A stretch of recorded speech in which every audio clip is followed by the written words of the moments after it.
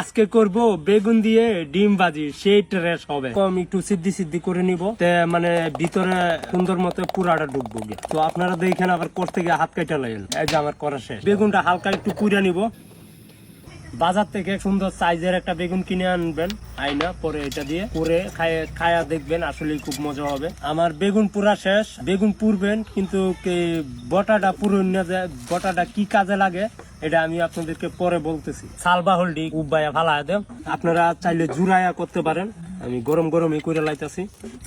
এই যে আমার ছিলা শেষ হয়েছে, ময়লা টয়লা আর নাই। দেখেন এই যে বটাটা সহকার রাখা দিতে হবে। এখন এটারে চেটকা আলুমু আটিটা যে রাখছি, মানে ধরতে যেন সুবিধা হয়। আমার চেটকা করা শেষ। এখন ডিমটা আমি এনে বাইঙ্গা দেয়া লইয়াম। আমি 2টা ডিম দিতেছি, আমার 2টা ডিমই লাগবো।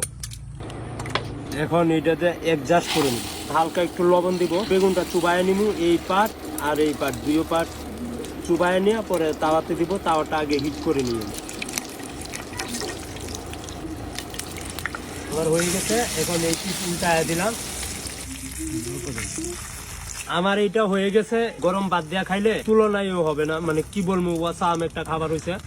আপনারা বাসায় করে খাইতে পারবেন। এই যে দেখেন একটা কালার যাইছে, ওয়াও একটা কালার।